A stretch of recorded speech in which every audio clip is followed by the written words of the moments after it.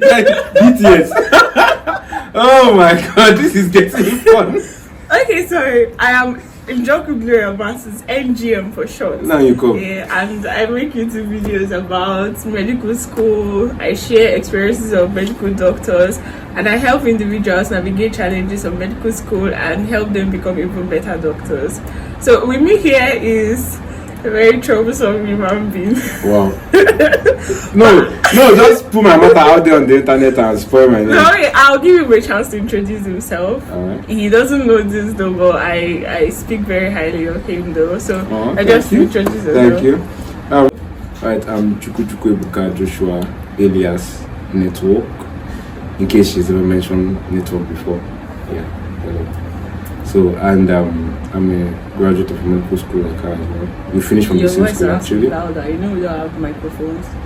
Oh, so we finished from the same medical school actually. So yeah, and we've been friends for the best part of 8 years. And I'm a data analyst and project writer for students, and I'm looking to venture into the more advanced postgraduate degrees. I also have some skills in web development. I haven't really started polishing them yet, and I have an interest in the financial market, but I'm too scared to lose all my money. So there's that. Okay, so you've met Network here, and today we're just going to be talking about or just about something that has been a trend for a while. I think this came on board, was it 2 years ago? Well, I for one, I just got to really know about it in 2024.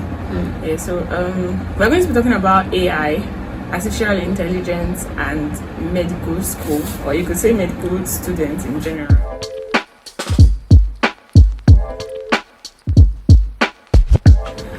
I for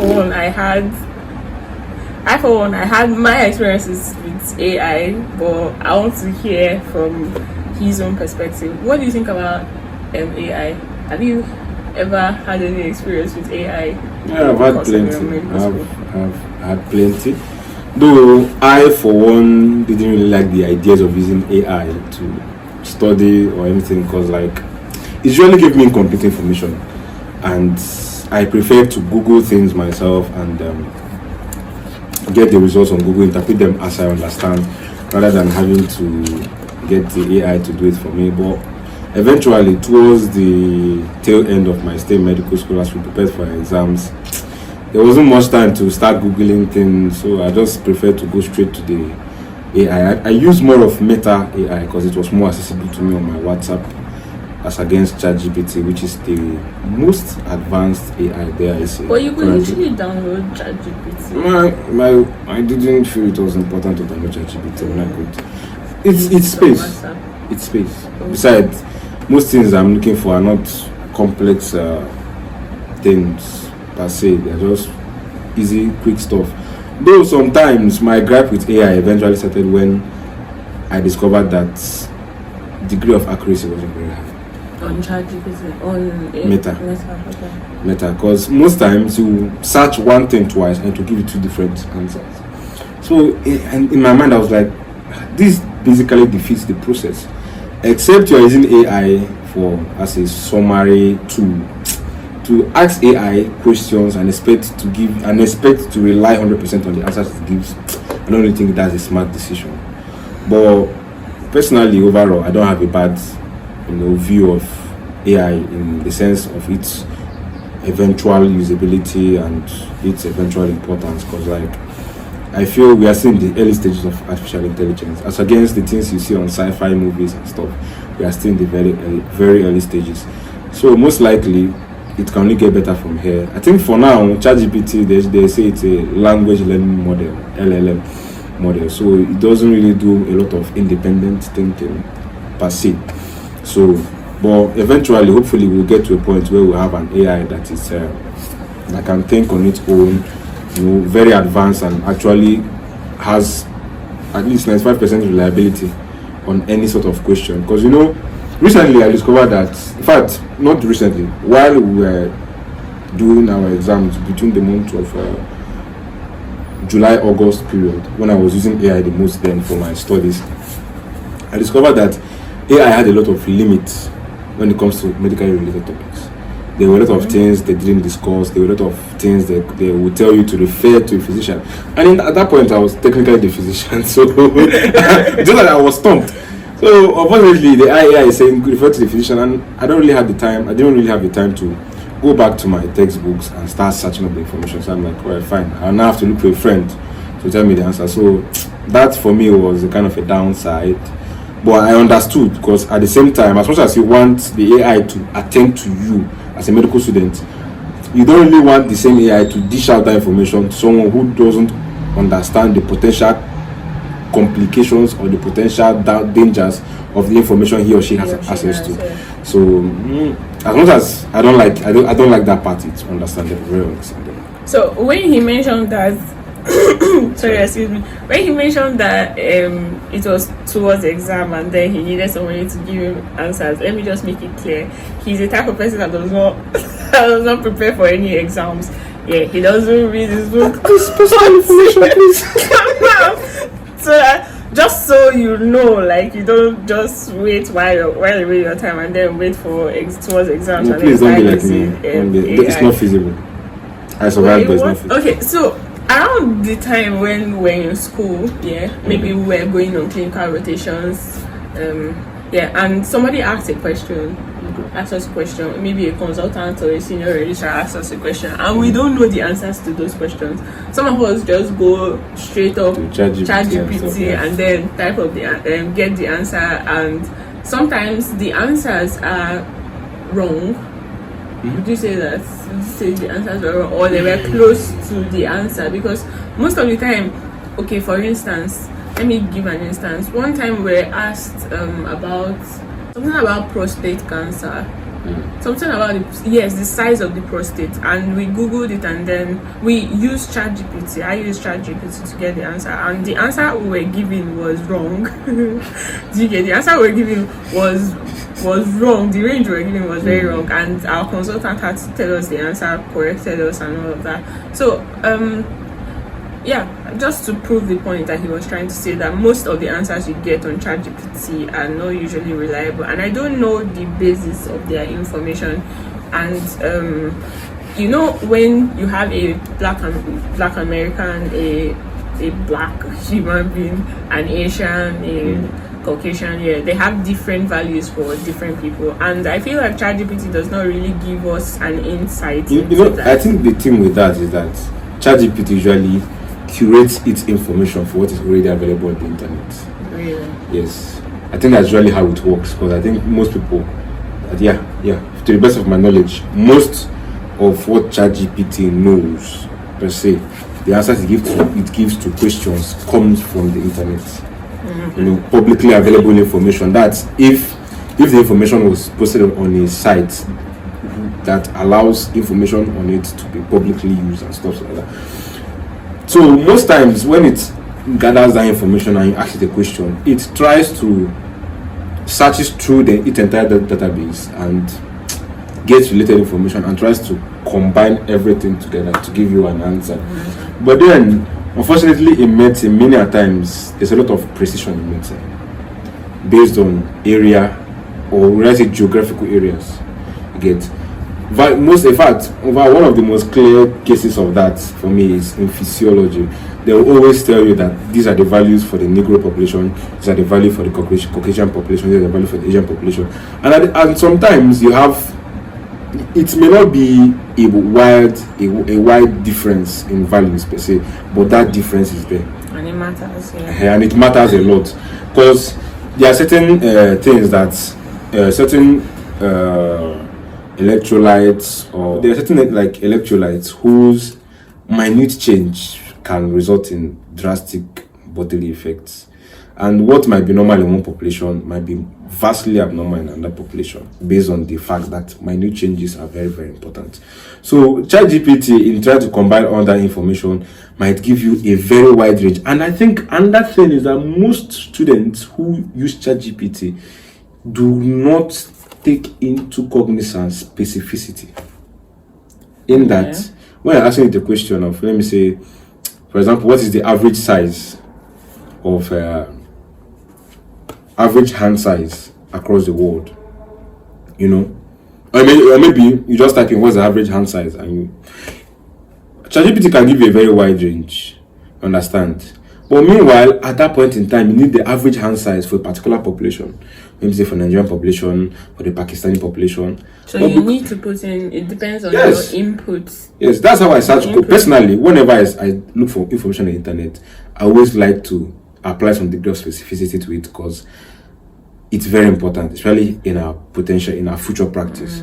Because if everything was just anyhow, total average, then a lot of mistakes would be made. So I think that's also important. I think that would help in our application of ChatGPT. To use specific keywords Yes. to get the kind without of a doubt. answers that you need. But another question I want to ask here: how do you think AI will change the field of medicine? Or do you think it has already changed the field of medicine? I do not think the effect of AI are that felt much presently in medicine. Though it's for my own location, for where I find myself, AI hasn't really. Where you find yourself at in Nigeria? Nigeria here. Okay. Yes, sorry. Nigeria here, and at least for my state, where I'm very conversant with. I do not know about other states who might be more advanced technologically, but I know at least for my state, the effect of AI are not that very, very glaring or obvious yet, because it's mostly used primarily by students. Doctors that may use it for study purposes or research purposes, which doesn't really make much of a difference.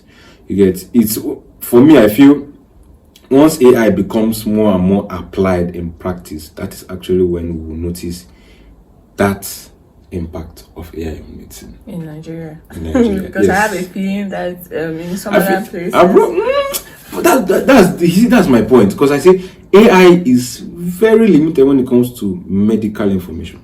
Okay. So I can't imagine a scenario when we set up a management plan or maybe treatment for a particular disease, and then the AI is like, refer to your physician. And you are the physician at that point in time. So you have to provide. So that's the thing. So maybe abroad, maybe in other countries like America, Europe, European countries, maybe some of the more advanced Asian countries, it might have started affecting their practice. But personally, I do not think AI should be employed in the practical areas of medicine. Okay. So our next question is: what are some potential risks or challenges associated with using AI in medicine? Potential risks. All right. One may be data leakage. Of your patients. Because AI is proven to be something that will have like a very, very, very vast utility. Yeah. Something that can be used in different areas. So if you start employing AI in medicine, definitely one area that it will be employed in is that of patient data record management. And that poses a risk of patients that are leaking, either by an accidental server failure or maybe hacker action or whatever. So that's a risk. At the risk of sounding like an old head, I would say it may create lazy doctors.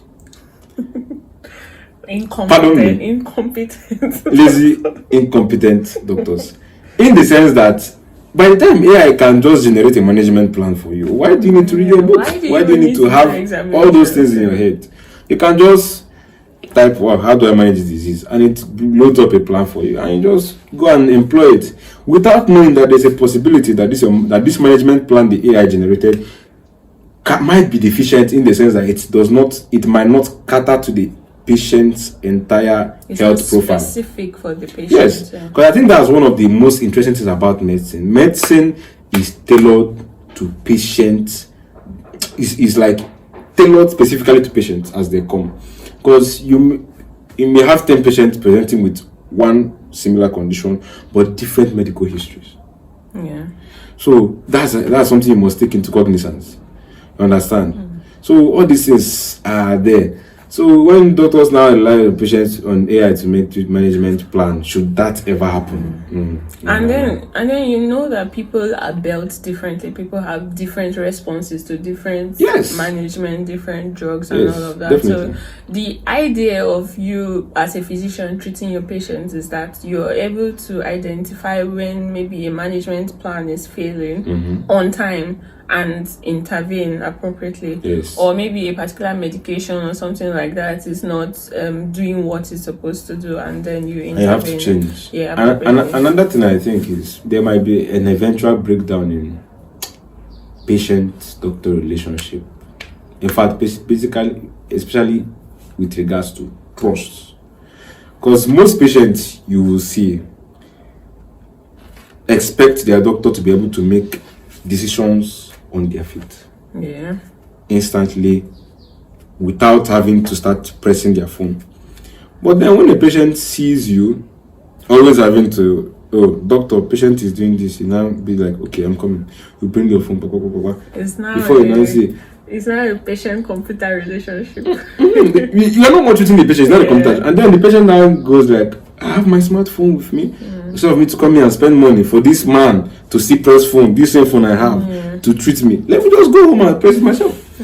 So eventually, most patients start losing trust might start losing trust should that become the norm. But I think, luckily enough, to an extent, medicine is sort of like, how do I describe it?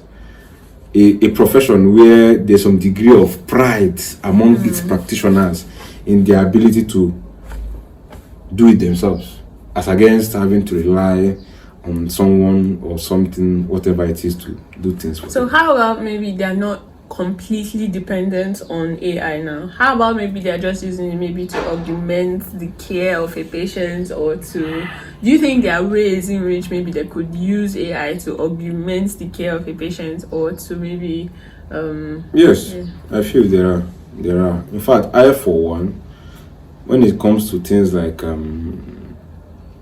one particular aspect I would like to see AI employ is radiological interpretation.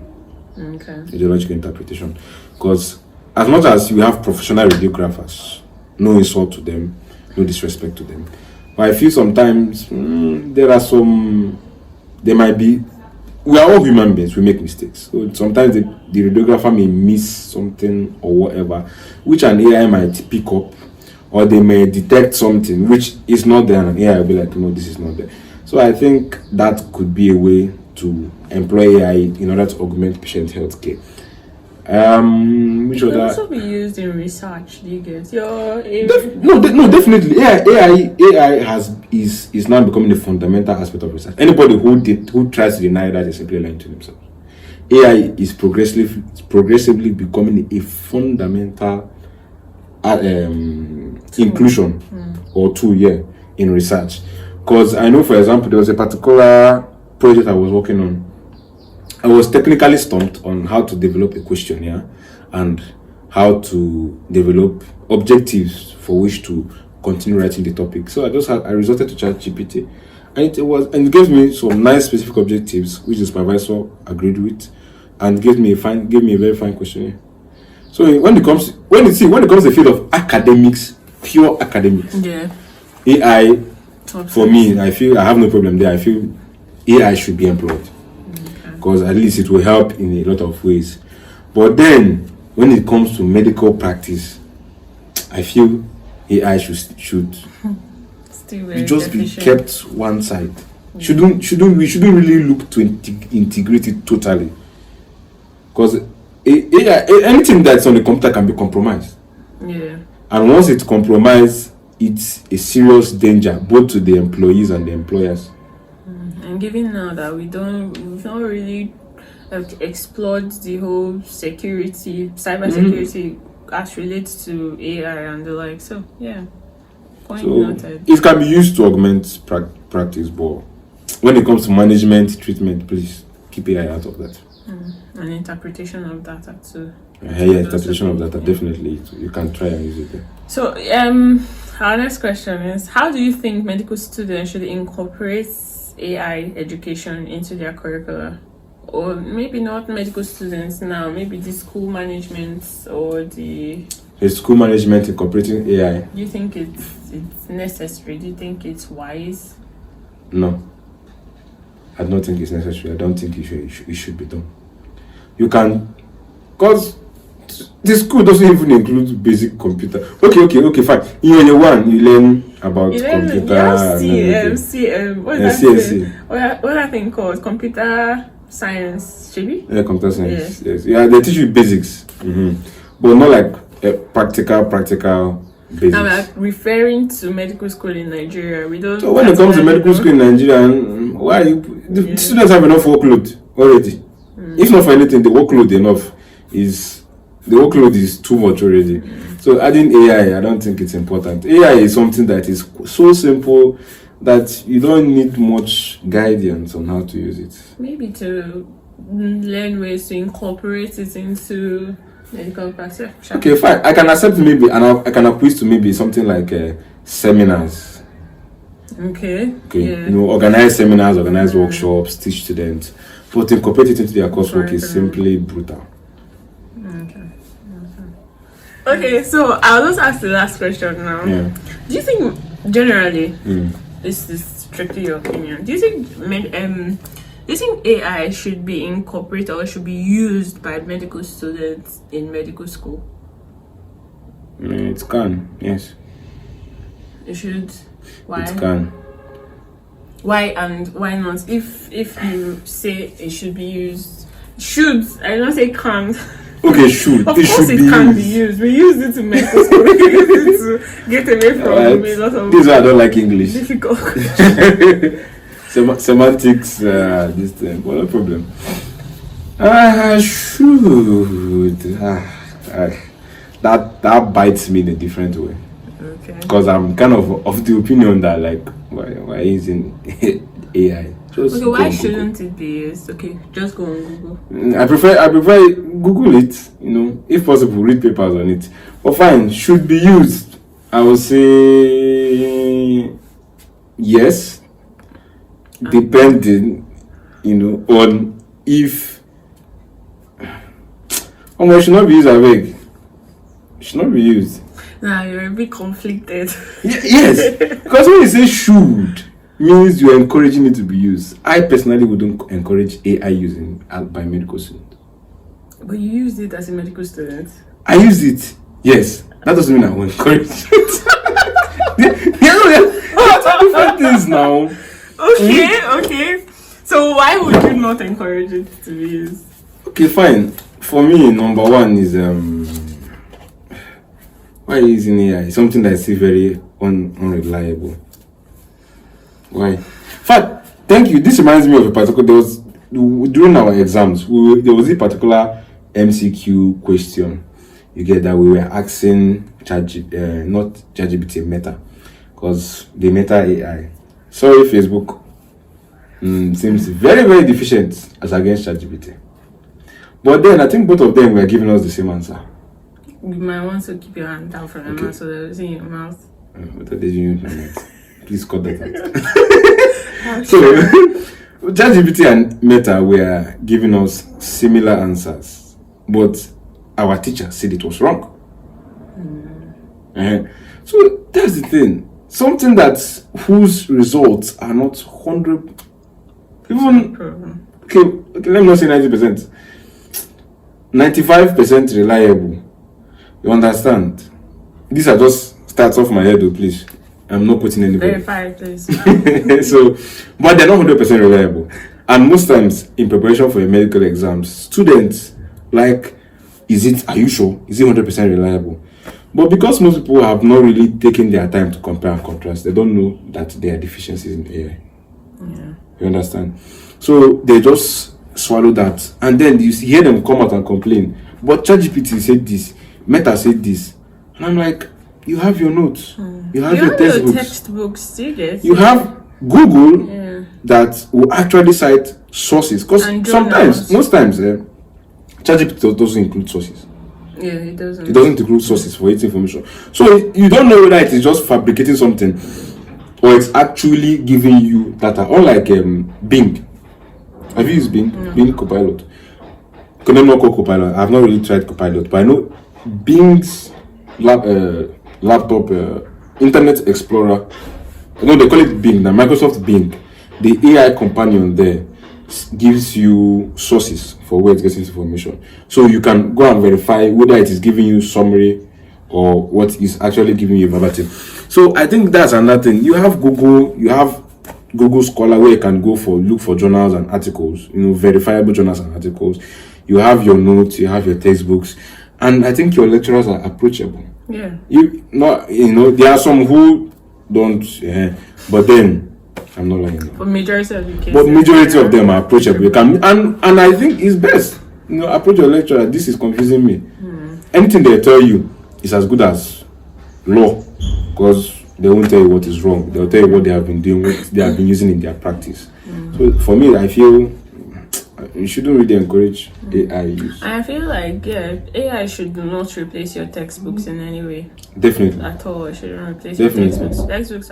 It shouldn't replace textbooks at all. It shouldn't replace textbooks. And there are researches that have yielded results, and have been published in journals and articles online. So you need to get your sources straight. And mind you, you're being trained as a medical student to become a medical doctor. You're going to be taking care of patients, human beings. So you need to be specific with your information and know what it is exactly. Have a verifiable knowledge on a particular thing. I think. And you don't want to create a habit that will be difficult to break when you start practicing. Yeah. And like you were saying, to make you become a lazy doctor. Yeah, we don't want that. Yeah, so I'm not saying that you're using AI, you'll be a lazy doctor, please. Or if you're a doctor and you're using AI, I beg, no vex. But I've seen some of my classmates, and some other people who any little thing they just recourse to AI, and in my mind I'm like, why? Come on. We're all victims of this, though, you guys. Please. Don't make it a habit. Please, group yourself. You was also a victim of it, so I used it doesn't mean I depended on it. Okay, like you said, it's not feasible. Don't use this moving forward. By the time I discovered how it was clashing, I was like, no, this is not something. There was even a particular instance in my group discussion one particular day. We were trying to get an answer to a particular question. Inputted the question once. He gave us a particular answer. We tried it moments later, and he gave us a completely different answer. So we now tried it with someone else's phone, and he gave us another answer altogether. So it was. I think the only benefit of AI to a medical student is the speed of answering. And that's what everybody wants now. Yeah, it's the speed. You just type a quick, the AI does the thinking for you. But sometimes employ your brain. Not just to employ your brain. You have textbooks to want to check, but it can be really annoying and frustrating sometimes when you just want to check an answer to a particular question, and then they will refer you to a particular chapter in a particular textbook, and you have to start, going. That's why you need to have some copies of textbooks. Yes. No piracy, please. Don't pirate any textbook. But textbooks have soft copies available online. You should try and get them use them because it's easier, at least faster to understand for you. Yeah. You understand? And know how to use appendices. Yeah. That appendix at the end of most big textbooks, it really helps you to quickly track down things, as against having to start flipping pages. I think that's what a lot of people actually don't like doing. Yeah. Having to. Some people don't even scroll to table of content. They just be like, "Oh, I've seen this somewhere in this book." They flip, and then they just dump it. He's talking about what he does actually. So I used to do it, but eventually I learned table of contents, then appendix. Yeah. Well, that's why we're here. That's why we're here actually, to tell you what we've done that 8 hour time that took our time and all of that, but that we can be able to get faster and better results. You get so thank you for coming on our channel. Thank you. And I look forward to the YouTube remuneration. YouTube what? YouTube remuneration now. What is remuneration? You don't know what's remuneration? Please tell me. When they pay you money for your channel. Okay, is that what they call it? We've not gotten to that stage and we're still growing. You're still growing? Wow. So to help us grow, just you can like this video. Please like and subscribe. Share to your friends. Share to your friends too. And encourage them to comment as well, please. Yeah. So that the video will blow into people's money. That's not going to be part of this video. But it's fine. Well, yeah, I honestly want to know what you think about AI in medical school. AI as a medical Please, doctor. if you disagree with me, don't ship me for me in the comments. Please just feel free to air your view. Yeah, I genuinely want to know. I've had these thoughts in my mind for a while, and yeah, it would be beautiful to hear from you guys as well. So I'm sure we've been able to share a whole lot of light. Well, they are totally our thoughts. They are totally our own opinions, please. Yeah, they're all our opinions. We do not represent any organizations. This video is not sponsored. This video is completely not sponsored here. Definitely. So it was just an idea to have this conversation and maybe to help one or two medical students. So hey, young lady. So I'll catch you guys. Thank you for your time. Thank you for watching this video. I'll catch you guys in the next one. Gloria here. This is Network. Peace.